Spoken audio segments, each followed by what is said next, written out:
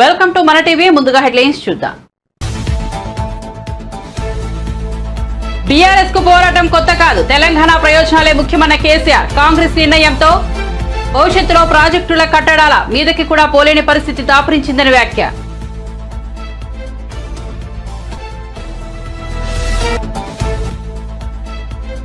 జీడీ నెల్లూరులో రా కదిలేరా సభ హాజరైన చంద్రబాబు. వాలంటీర్లు ప్రజాసేవ చేస్తే అభ్యంతరం లేదని వెల్లడి. వైసీపీకి సేవ చేస్తే మాత్రం వదిలిపెట్టబోమని వార్నింగ్.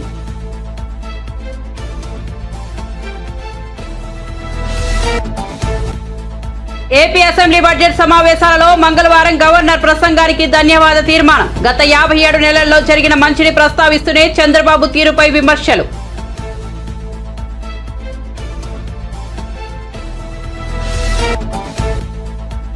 తెలంగాణ ప్రభుత్వం కీలక నిర్ణయం. గ్రూప్ 1 పోస్టుల భర్తీకి ప్రభుత్వ ఆదేశాలు జారీ. కొత్తగా 60 పోస్టులు పెంచిన తెలంగాణ ప్రభుత్వం. 563కు చేరిన గ్రూప్ 1 పోస్టుల సంఖ్య.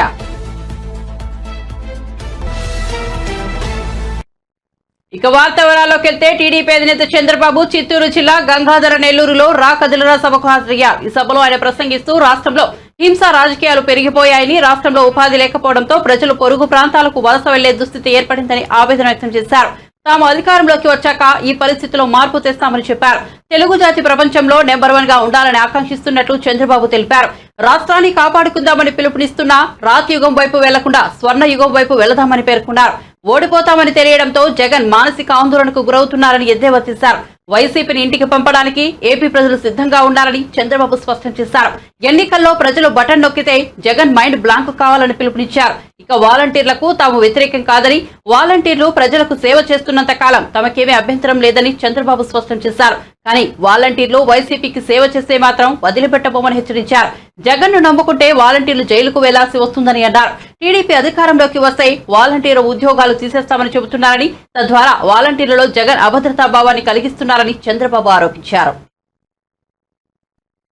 అందుకే పిలుపిస్తున్నా, రాష్ట్రాన్ని కాపాడుకుందాం, రాతి యుగానికి పోకుండా స్వర్ణ యుగం వైపు నడవడానికి పిలిపించాను.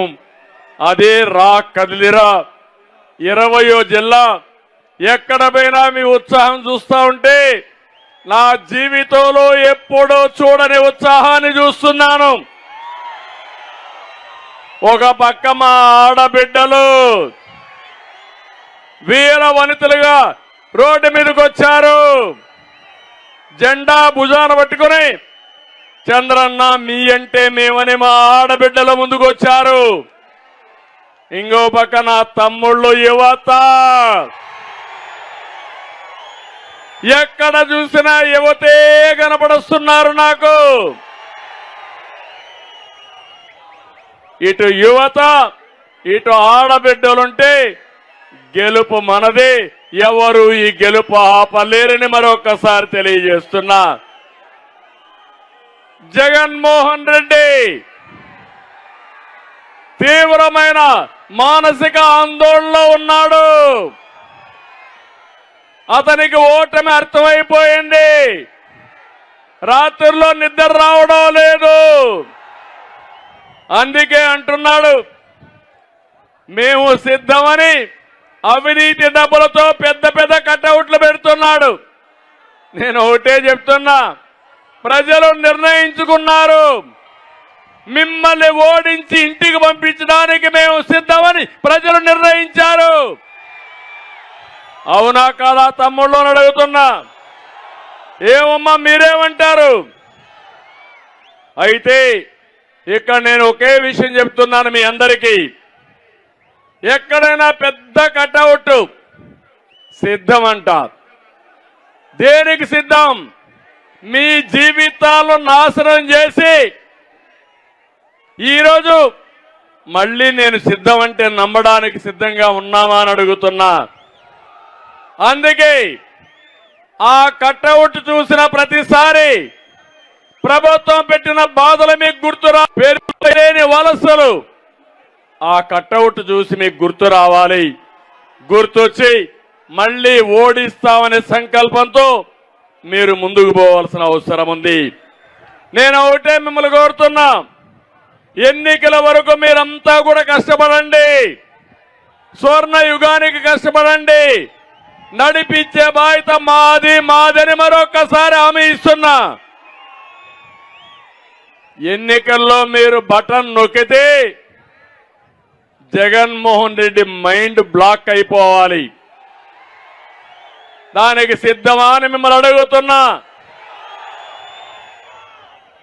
ఈ మధ్య జగన్మోహన్ రెడ్డి గారు వాలంటీర్లు పెట్టుకున్నాడు, వాళ్ళందరినీ మీటింగ్లు పెట్టాడు.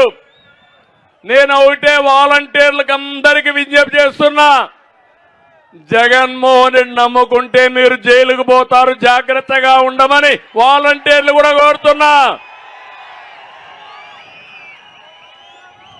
మీకు కావాలని అభద్రతా భావాన్ని సృష్టిస్తున్నాడు. రేపు తెలుగుదేశం పార్టీ వస్తే ఉద్యోగాలు తీసేస్తామని తప్పుడు ప్రచారం చేస్తున్నాడు. నేను వాలంటీర్లు ప్రజలకు సేవ చేస్తే నేను వ్యతిరేకం కాదు, కానీ వాలంటీర్లు వైఎస్ఆర్ కాంగ్రెస్ పార్టీకి సేవ చేస్తే కబద్దారు వదిలిపెట్టమని మరొకసారి విజ్ఞప్తి చేస్తున్నా. బీఆర్ఎస్ కు పోరాటం కొత్త కాదని, తెలంగాణ ప్రయోజనాలే తమకు ముఖ్యమని ఆ పార్టీ అధినేత మాజీ ముఖ్యమంత్రి కేసీఆర్ అన్నారు. 3 నెలల తర్వాత కేసీఆర్ తెలంగాణ భవన్ కు వచ్చారు. ఆయనకు మహిళా కార్యకర్తలు మంగళహారతులతో స్వాగతం పలికారు. అనంతరం ఏర్పాటు చేసిన మహబూబ్ నగర్, రంగారెడ్డి, ఖమ్మం, నల్గొండ జిల్లాల ప్రతినిధులతో సమీక్షలో మాట్లాడుతూ కేఆర్ఎంబీ పరిధిలోకి ప్రాజెక్టులు వెళ్తే మన రాష్ట్రానికి తీరని అన్యాయం జరుగుతుందన్నారు. డ్యాం కు సున్నం వేయాలన్న కేఆర్ఎంబీ అనుమతి తప్పనిసరి అన్నారు. కాంగ్రెస్ రైతు వ్యతిరేక విధానాలను తీవ్రంగా ఖండిస్తున్నామన్నారు. ప్రజాక్షేత్రంలో రాష్ట్ర ప్రభుత్వం వైఖరిని తీవ్రంగా ఎండగడుతున్నామన్నారు. కాంగ్రెస్ ప్రభుత్వం ప్రమాదకర మూర్ఖపు వైఖరిని తిప్పికొట్టి కృష్ణా జలాలపై, ప్రాజెక్టులపై తెలంగాణకు రావాల్సిన వాటాను, హక్కులను 100% కాపాడుకునేందుకు ఎంత దాకైనా పోరాడాల్సిందేనని పిలుపునిచ్చారు. ఉద్యమం సమయంలో సాగునీరు, తాగునీటి హక్కుల కోసం పోరాడమే కాకుండా మా నీళ్లు మాకే అనే ప్రధాన నినాదాన్ని స్వయం పాలన ప్రారంభమైన అనతి కాలంలోనే నిజం చేసి చూపించిన ఘనత బీఆర్ఎస్ పార్టీదని పేర్కొన్నారు.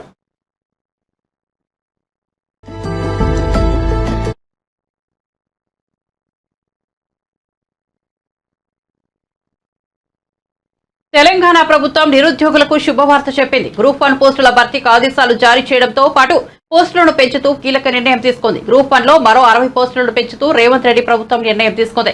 గత ప్రభుత్వం 503 పోస్టులకు తెలంగాణ ప్రభుత్వం నోటిఫికేషన్ విడుదల చేసింది. అయితే టీఎస్పీఎస్సీ పేపర్ లీకేజ్ వల్ల ఆ నోటిఫికేషన్ రద్దయింది. తాజాగా కాంగ్రెస్ ప్రభుత్వం పోస్టుల భర్తీకి ఆదేశాలు జారీ చేసింది. రేవంత్ ప్రభుత్వం 60 పోస్టులు పెంచుతూ నిర్ణయం తీసుకోవడంతో గ్రూప్ 1 పోస్టుల సంఖ్య 563కు చేరాయి. 2022 ఏప్రిల్లో 503 పోస్టులకు టీఎస్పీఎస్సీ నోటిఫికేషన్ విడుదల చేసింది. ఈ నోటిఫికేషన్ సమయంలో 3,50,000 మంది దరఖాస్తు చేసుకున్నారు. 2022 అక్టోబర్లో గ్రూప్ 1 ఫిలిమ్స్ పరీక్ష నిర్వహించగా 2,80,000 మంది హాజరయ్యారు. ఫిలిమ్స్ ఫలితాలు విడుదలైన పేపర్ లీకేజీ కారణంగా ఆ పరీక్ష రద్దయింది. దీంతో 2023 జూన్లో మళ్లీ పరీక్షలు నిర్వహించారు. ఈ పరీక్షలపై అభ్యంతరం వ్యక్తం చేస్తూ పలువురు అభ్యర్థులు కోర్టును ఆశ్రయించారు. పరీక్షల నిర్వహణలోని లోపాల నేపథ్యంలో పరీక్షలను రద్దు చేయాలని కోర్టు తీర్పిచ్చింది. ఇంకోవైపు తెలంగాణ పబ్లిక్ సర్వీస్ కమిషన్ సుప్రీంకోర్టును ఆశ్రయించింది. కోర్టులో ఇంతవరకు వాదనలు జరగలేదు.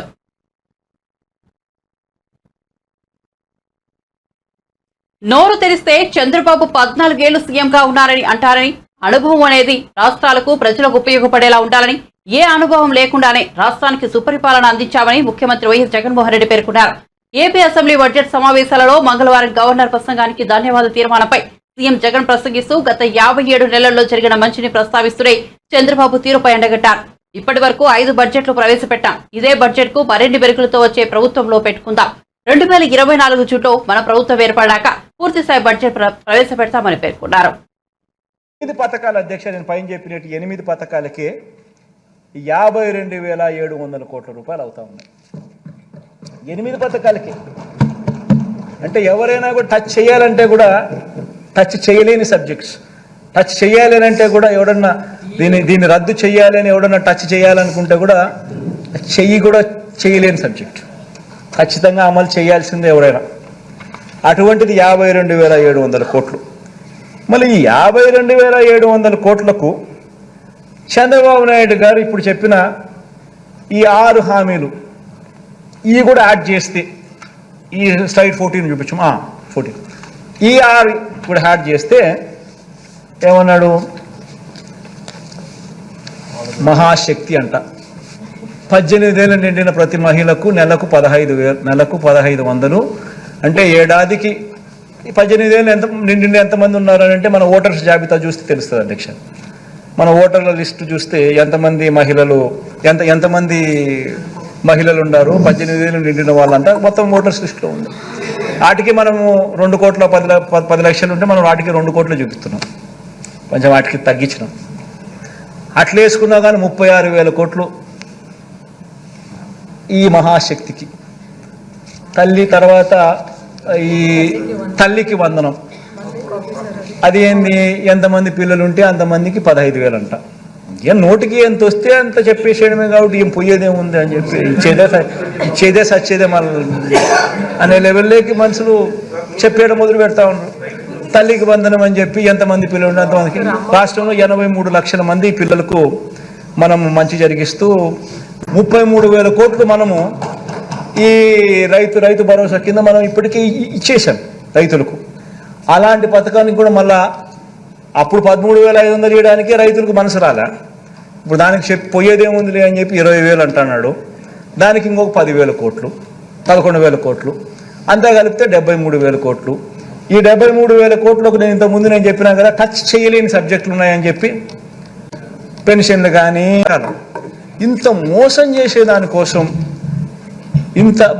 చేసేదానికోసం ఈ దుర్బుద్ధితో ఈ మాదిరిగా మోసం చేయడం ధర్మమేనా ప్రజలను? ఇంత అబద్ధాలు ఆడడం, ఇంత కుట్రలు పనడం, ఇంత మాదిరిగా మోసం చేయాలనే ఆలోచనతోనే మోసం చేయడానికి కోసమే ఈ మాదిరిగా ఒక రంగురంగుల మేనిఫెస్టో తీసుకొని వచ్చి ఈ మాదిరిగా మోసం చేసే దిశగా అడుగులు వేయడం ధర్మమేనా అని అడుగుతా ఉన్నా, ఆలోచన చేయమని అడుగుతా ఉన్నా. ప్రతి ఒక్కరూ కూడా ఈ విషయం ప్రతి ఇంట్లో కూడా చర్చ జరగాలని కూడా కోరుతా ఉన్నా అధ్యక్ష. చంద్రబాబు నాయుడు గారిని అడిగితే అధ్యక్ష, మరి జగన్ 70,000కే ఇంత కష్టపడతా ఉన్నాడు కదబ్బా, నువ్వు 70,000కే రాష్ట్రం శ్రీలంక అయిపోతుందని అంటున్నావు కదా, మరి నీకు ఇవన్నీ చేస్తే కనీసం 1,26,000 నువ్వు చెప్పి కొత్త ఎన్ని యాడ్ చేస్తే అది ఇంకా 1,50,000కు పోతుందేమో నాకు తెలియదు. అవన్నీ చేయడానికి నీకు డబ్బులు యాడ్ నుంచి వస్తాయనంటే చంద్రబాబు నాయుడు, ఈనాడు, ఆంధ్రజ్యోతి, TV5 వాళ్ళకి మీడియా బలం ఎక్కువ కదా అధ్యక్ష. ఎల్లో మీడియా ఎక్కువ, మీడియా బలం ఎక్కువ, వాళ్ళు ఏదైనా గోబెల్స్ ప్రచారం చేయగలుగుతారు. వాళ్ళందరూ ఏమంటారు, చంద్రబాబు నాయుడు సంపద సృష్టిస్తాడు. ఆశ్చర్యం అనిపిస్తుంది అధ్యక్ష, చంద్రబాబు నాయుడు సంపద సృష్టిస్తాడు అని అంటాడు. సరే పోనీ సంపద సృష్టించే కార్యక్రమం ఆయన కొత్తగా ముఖ్యమంత్రి ఇప్పుడు ఫస్ట్ టైం కావడం లేదు కదా, ఆయన సంపద అనేది ఆయన 14 ఏళ్లలో ఆయన సంపద సృష్టించి ఉండాలి కదా. సో 3 సార్లు ఆయన ముఖ్యమంత్రి అయినాడు. సో 3 సార్లు ఆయన ముఖ్యమంత్రి గతంలో పనిచేసినప్పుడు ఆ గత ట్రాక్ రికార్డులో ఏ మేరకు ఆయన సంపద సృష్టించినాడు అని కూడా ఒకసారి చూస్తాం అధ్యక్ష. ఎందుకంటే ప్రజలందరికీ కూడా ఈ సభ ద్వారా ప్రజలందరూ కూడా ఇదంతా కూడా చూడాలి. ఏ మేరకు ఆయన 14 సంవత్సరాలు ముఖ్యమంత్రిగా ఉన్నప్పుడు 3 పర్యాయాలు ఆయన ముఖ్యమంత్రిగా పనిచేసినప్పుడు ఏ మేరకు ఆయన సంపద సృష్టించినాడు, ఎందుకంటే అప్పుడు కూడా ఎప్పుడు మేనిఫెస్టో అమలు చేసింది లేదు, కాబట్టి అది కూడా చూద్దాం అధ్యక్ష. ఏ మేరకు చంద్రబాబు నాయుడు గారు సంపద సృష్టించిన ట్రాక్ రికార్డ్ ఏమిటని చూద్దాం అధ్యక్ష. హక్కుల కోసం ఉద్యమిస్తున్న సర్పంచులను అరెస్ట్ చేయడం ప్రభుత్వ నియంతృత్వ పోకడకు నిదర్శనమని బీజేపీ ఏపీ అధ్యక్షురాలు పురంధేశ్వరి అన్నారు. పల్లెల అభివృద్ధి కోసం నిధులను ఇవ్వాలని అడిగిన సర్పంచులపై దౌర్జన్యానికి దిగడం దారుణమన్నారు. బీజేపీ కార్యాలయంలో నిర్వహించిన రాష్ట్ర లీగల్ సెల్ కార్యాలయంలో ఆమె మాట్లాడారు. సర్పంచులు ఏవైతే విధిగా వారికి రావాల్సినటువంటి వనరులు ఏవైతే ఉన్నాయో వాటిని రాష్ట్ర ప్రభుత్వం పక్కదారి మళ్లిస్తున్నటువంటి విషయం మనందరికీ తెలుసు.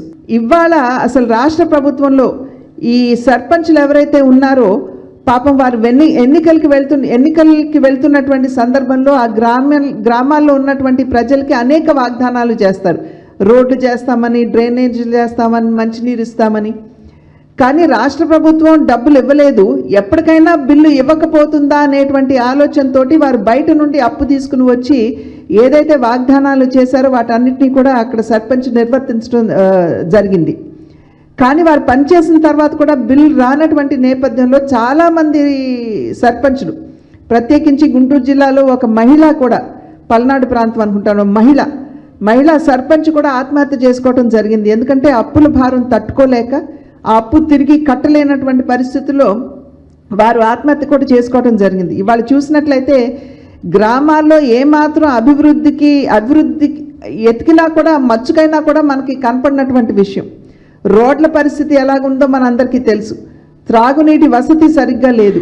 కనుక అటువంటి అంశాల మీద ఇవాళ సర్పంచులు ఉద్యమించి ఏవైతే మాకు చట్టబద్ధంగా రావాల్సినటువంటి వనరులు ఉన్నాయో వాటిని ఇవ్వనటువంటి సందర్భంలో మరొకసారి రాష్ట్ర ప్రభుత్వానికి వారి యొక్క బాధ్యతలు గుర్తు చేయాలి అనేటువంటి ఆలోచనతో అసెంబ్లీ జరుగుతున్నటువంటి నేపథ్యంలో వారు, ఎందుకంటే అనేక స్థాయిల్లో అనేక మాధ్యమాల ద్వారా కూడా వాళ్ళు రాష్ట్ర ప్రభుత్వానికి తెలియజేస్తే ఇసుమంత కూడా రాష్ట్ర ప్రభుత్వంలో చలనం లేదు.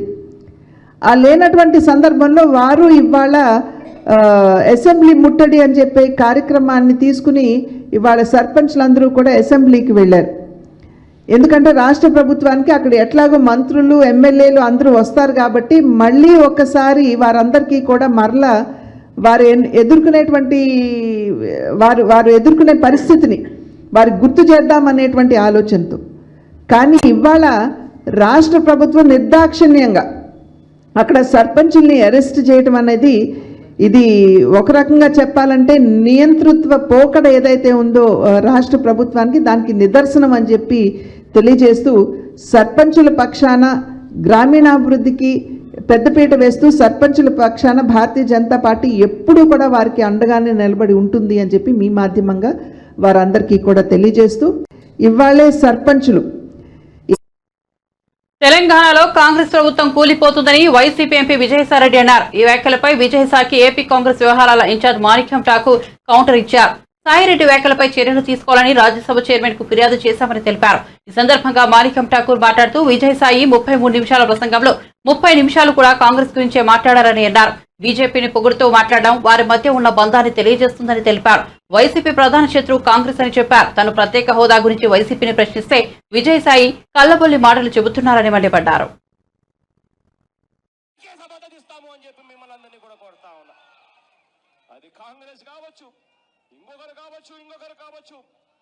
ఎవరైనా కూడా కావచ్చు, కాకపోతే వాళ్ళను నమ్మి మోసపోవద్దని మాత్రం మిమ్మల్ని అందరినీ కూడా కోరుతా ఉన్నా. మన ఎంపీలు మన దగ్గరే పెట్టుకుందాము, ఆ తర్వాత నువ్వు సంతకం పెట్టిన తర్వాత నేను మద్దతు ఇస్తాను అని చెప్పి ఆ రోజు అడుగుదామని చెప్తా ఉన్నా. One more time. Good to hear. 19లో 3 నెలల్లో ఎన్నికలు జరగబోతా ఉన్నాయని చెప్పి సంకేతాలు వస్తా ఉన్న పరిస్థితిలో 3-4 నెలల్లో ఎన్నికలు జరగబోతా ఉన్నాయని చెప్పి పరిస్థితులు కనిపిస్తా ఉన్నాయి. కాబట్టి మిమ్మల్ని అందరినీ కూడా కోరేది ఒకటే, ఎప్పుడు ఎన్నికలు వచ్చినా కూడా వాళ్ళను వీళ్ళను ఎవరిని కూడా నమ్మద్దని చెప్పి మిమ్మల్ని అందరినీ కూడా కోరుతా ఉన్నా. మొత్తం అన్ని ఎంపీ స్థానాలు 25కి 25 ఎంపీ స్థానాలు మనమే గెలుచుకుందాము, వైఎస్ఆర్ కాంగ్రెస్ పార్టీకి తెచ్చుకుందామని చెప్పి మేము అందరినీ కోరుతా ఉన్నా. ఆ తర్వాత నేను మిమ్మల్ని అందరికీ కూడా హామీ ఇస్తా ఉన్నా, 25కి 25 ఎంపీ స్థానాలు మన దగ్గరే పెట్టుకుందాం. ఆ తర్వాత ప్రత్యేక హోదా ఎవరైతే ఇస్తామనంటారో కాదు, ఎవరైతే సంతకం చేస్తారో వాళ్ళకే మద్దతు ఇస్తాము అని చెప్పి మిమ్మల్ని అందరినీ కూడా కోరుతా ఉన్నా. అది కాంగ్రెస్ కావచ్చు, ఇంకొకరు కావచ్చు, ఎవరైనా కూడా కావచ్చు, కాకపోతే వాళ్ళను నమ్మి మోసపోవద్దని. 15 opportunities Jagan Mohan Reddy had it. All the 15 opportunities they left it, and they were just supporting Modi and Amit Shah. All the illegal bills, whichever people are saying it, all the parties were the greatest joke is that outside the parliament they were opposing farm bills. They voted in favor of Modi. Outside they were supporting the Bharat Bandh. For another bill also in CAA amendment also, inside they voted, outside they were saying the thing that minorities should have been in other Muslim minorities should have been included. This is the double speak of YSRP and particularly Jagan Party, and particularly these are all been led by Vijay Sai Reddy there. These all actions in Rajya Sabha was led by a man called Vijay Sai Reddy. Therefore, it is very clear that Jagan is part of the BJP. He is the trusted ally of BJP. He continues to be he is the ATM of BJP. Whenever they want support for political purposes in Delhi, in Rajya Sabha, Jagan is there. Therefore, Modi and Amit Shah was able to run through, bulldoze all bills in Parliament. Recently also they have done it. Therefore, we would like to say to the people of Andhra Pradesh that Vijay Sai Reddy played a major role in surrendering the interest of Andhra Pradesh to Modi and Amit Shah in Delhi. Before Delhi, they surrendered all their MPs. 22 MPs were there in Rajya Sabha, 12 MPs were there. All MPs supports they had surrendered to Delhi Darbar because without any kind of support, without any kind of benefits for the state. What benefit they got it? My question is, for what benefit they had surrendered the interest of Andhra Pradesh? This is TDP అధికారంలోకి రాగానే అన్నా క్యాంటీన్లను చంద్రబాబు పునరుద్ధరిస్తారని ఆయన సత్యమని నారా భువనేశ్వరి చెప్పారు. అన్నా క్యాంటీన్లకు వైఎస్ఆర్సీపీ ప్రభుత్వం నిలిపివేసిన రాష్ట్ర వ్యాప్తంగా 140కి పైగా క్యాంటీన్లను టీడీపీ శ్రేణులు స్వచ్ఛందంగా నడుపుతున్నారని తెలిపారు. మంగళగిరిలో 4వ క్యాంటీన్ను ఆమె ప్రారంభించారు. ఈ సందర్భంగా ఆమె స్వయంగా భోజనం వడ్డించారు.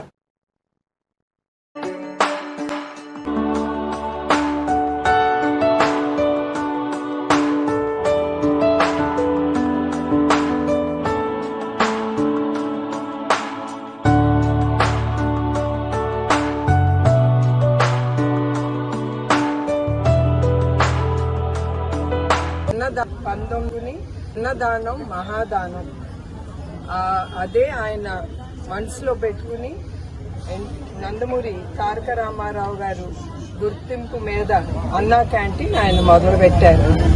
అట్లాంటిది 2019లో వేరే ప్రభుత్వం ఇప్పుడుండే ప్రభుత్వం వచ్చి అన్ని వాళ్ళు కొల్లగొట్టారు అన్న క్యాంటీన్ అన్ని. అయినా కూడా ఇప్పుడు 140 క్యాంటీన్లు నడుస్తున్నాయి. అది టీడీపీ వాళ్ళు కావచ్చు, బయట ప్రజలు స్వచ్ఛతంగా వచ్చి వాళ్ళు స్పాన్సర్ చేసుకుని అన్న క్యాంటీన్ ప్రజలకి భోజనం పెడుతున్నారు. ఆ దాతలందరికీ నా కృతజ్ఞతలు, థ్యాంక్ యూ అండి. అట్లానే ఆ ఒక్క సంవత్సరంలో 7.25 మంది భోంచేశారు. అది ఉండుంటే ప్రజలకి చాలా అందుబాటులో ఉండేది. సో నేను కోరేది ఏంటంటే తప్పకుండా నేను చంద్రబాబు నాయుడు గారు పవర్లోకి వచ్చినప్పుడు ఆయన తప్పకుండా ఇది ప్రారంభిస్తారు. మంగళగిరిలో లోకేష్ గారు కానీ, కుప్పంలో చంద్రబాబు నాయుడు గారు కానీ మొదలు పెడితే అది కూడా ఆపారు. కానీ ఎవ్వరూ వెనక అడుగు వేయలేదు. వాళ్లే కాదు, తెలుగుదేశం కార్యకర్తలు కానీ, తెలుగుదేశం సింపథైజర్స్ కానీ ఎవరు వెనక అడుగు వేయలేదు. అందరూ ధైర్యం చేసి ఈ అన్న క్యాంటీన్ ముందుకు తీసుకెళ్లారు. అది మా తెలుగుదేశం బిడ్డల గొప్పతనం. యాదాద్రి భువనగిరి జిల్లా కేంద్రంలోని ఎస్సీ వసతి గృహంలో 10వ తరగతి విద్యార్థుల ఆత్మహత్య ఘటనపై బీఆర్ఎస్ ఎమ్మెల్సీ కల్వకుంట్ల కవిత పలు అనుమానాలు వ్యక్తం చేశారు. హాస్టల్ పరిసర ప్రాంతాలను ఆమె మంగళవారం పరిశీలించారు. పోలీసులు పారదర్శకంగా దర్యాప్తు చేసి దోషులను త్వరగా గుర్తించాలని కోరారు. పాఠశాలలో జరిగినటువంటి ఒక విషాదకరమైనటువంటి సంఘటన. 2 ఆడపిల్లలు 10వ తరగతి చదువుతున్నటువంటి ఆడబిడ్డలు ఇద్దరు కూడా సూసైడ్ చేసుకొని చనిపోవడం. 2, 3, 4 రోజులు అవుతున్నప్పటికి కూడా మరి పోలీసు వాళ్ళకి ఎటువంటి కారణాలు సరిగ్గా దొరకడం లేదని చెప్పడం జరిగింది. మరి జరిగినటువంటి ఇష్యూ చాలా దారుణమైనది, హృదయ విదారకంగా ఉన్నది. 2 ఆడపిల్లలు ఒకటే రూమ్లో సూసైడ్ చేసుకొని చనిపోవడం, మరి ఒక అనుమానాస్పద రీతిలో ఉన్నటువంటి సూసైడ్ లెటరు, ఇక్కడ చూస్తున్నటువంటి పరిసర ప్రాంతాలు అన్నీ కూడా కొద్దిగా అనుమానాస్పదంగా ఉన్నాయి. మరి పోలీస్ వాళ్ళు తక్షణమే మంచిగా ఇన్వెస్టిగేషన్ తరోగా చేసి దోషులు ఎవరన్నది నిర్ధారించాల్సినటువంటి అవసరం ఉన్నది. ఎందుకంటే ఎక్స్టర్నల్గా బయట నుండి ఎవరో వచ్చారు అనేటటువంటి అనుమానాలు కూడా చెప్తున్నటువంటి నేపథ్యం కనబడతా ఉంది. కాబట్టి యాజమాన్యం కూడా ఈ అంశంలో సంపూర్ణంగా పోలీసులకు సహకరించాలి. పోలీసు వాళ్ళు పారదర్శకంగా మరి ఇన్వెస్టిగేషన్ చేసి తక్షణమే రిజల్ట్ ఇవ్వాలి. ఇది మనం పేరెంట్స్గా కూడా మనందరం కూడా ఆలోచించుకోవాల్సినటువంటి సందర్భం ఏంటంటే 10వ తరగతి చదువుతున్నటువంటి పిల్లలు మరి వాళ్ళు ప్రెషర్కి తట్టుకోలేక ఇవాళ ఆత్మహత్యలు చేసుకుంటున్నారా, లేకపోతే ఇంకేదైనా జరిగిందా, ఈ పరిస్థితులకు కారణం ఏంటి, మన పిల్లలు సేఫ్గా ఉన్నారా లేదా, ఇటువంటి భయాందోళనలు పెరుగుతున్నటువంటి నేపథ్యంలో మరి ప్రభుత్వం తక్షణమే పాజిటివ్ చర్యలు తీసుకోవాలని చెప్పి తెలంగాణ జాగృతి పక్షాన, బీఆర్ఎస్ పార్టీ పక్షాన డిమాండ్ చేస్తూ ఉన్నాం. Thank you. జై తెలంగాణ. ప్రైవేట్ కళాశాలలో జరిగినటువంటి ఒక విషాదకరమైనటువంటి సంఘటన. 2 ఆడపిల్లలు 10వ తరగతి అధికారంలోకి రాగానే అమలు చేస్తామన్న హామీలను కాంగ్రెస్ సర్కార్ గాలికి వదిలేసిందని మాజీ మంత్రి హరీష్ రావు విమర్శించారు. హామీలు అమలు చేయాలని డిమాండ్ చేస్తుంటే ఎదురుదాడికి దిగుతున్నారని తెలిపారు. పాలన కంటే బీఆర్ఎస్ నేతలను తిట్టేందుకు అధిక సమయం కేటాయిస్తున్నారని హరీష్ రావు ఆరోపించారు. ఇవాళ వాళ్ళుగానే డేట్లు పెట్టినారు. ఫిబ్రవరి 1వ తేదీన గ్రూప్ 1 నోటిఫికేషన్ ఇస్తామని, డిసెంబర్ 9వ తేదీన 2 లక్షల రుణమాఫీ చేస్తామని, డిసెంబర్ నెలలోనే 4,000 రూపాయల పెన్షన్ ఇస్తామని, రాగానే వడ్లకు బోనస్ ఇస్తామని, ఇవాళ ఏ విషయాన్ని కూడా వాళ్ళు అమలు చేయలేకపోయినారు. ప్రజలకు ఇచ్చిన మాట నిలబెట్టుకోలేకపోయినారు. దాంతో ప్రజల్లో చర్చ జరుగుతూ ఉంది. కాంగ్రెస్ పార్టీ 100 రోజుల్లో చేస్తామన్నవి కొన్ని అయితే, కొన్నిటికైతే ప్రత్యేకంగా డేట్లే పెట్టినారు. డిసెంబర్ నుంచే చేస్తాము అని స్పెసిఫిక్గా డేట్లు పెట్టినారు కనుక అక్కడ ఈరోజు ప్రజల్లో చర్చ జరుగుతూ ఉంది. అందువల్ల మార్పు అనేటువంటిది ఇలా మొదలైంది. కాంగ్రెస్ పార్టీ వచ్చినాక ఏదైనా మార్పు అనేది వచ్చిందంటే 6 లక్షల మంది ఆటో కార్మికులను రోడ్డు మీదకి తెచ్చి నిన్నటి వరకు 20 మంది ఆటో డ్రైవర్లు ఆత్మహత్య చేసుకున్న పరిస్థితి.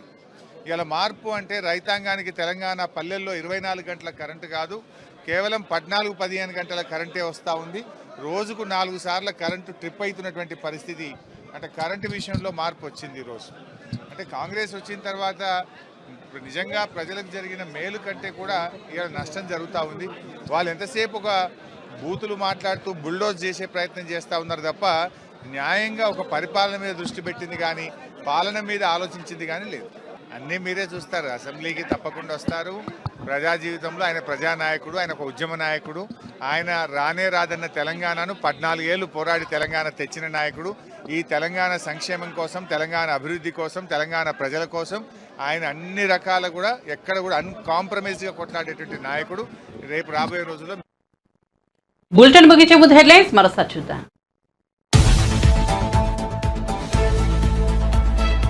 బీఆర్ఎస్ కు పోరాటం కొత్త కాదు, తెలంగాణ ప్రయోజనాలే ముఖ్యమన్న కేసీఆర్. కాంగ్రెస్ నిర్ణయంతో భవిష్యత్తులో ప్రాజెక్టుల కట్టల మీదకు కూడా పోలేని పరిస్థితి దాపురించిందని వ్యాఖ్య.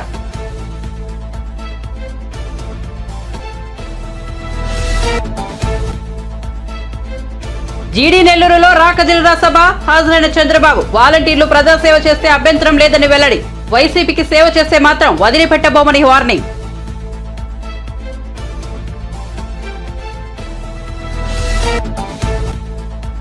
ఏపీ అసెంబ్లీ బడ్జెట్ సమావేశాలలో మంగళవారం గవర్నర్ ప్రసంగానికి ధన్యవాద తీర్మానం. గత 57 నెలల్లో జరిగిన మంచిని ప్రస్తావిస్తూనే చంద్రబాబు తీరుపై విమర్శలు.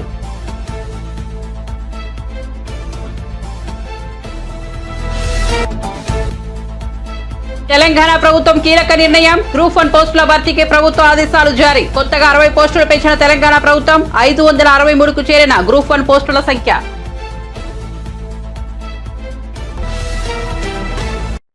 మరిన్ని అప్డేట్స్ కోసం చూస్తూనే ఉండండి మన టీవీ.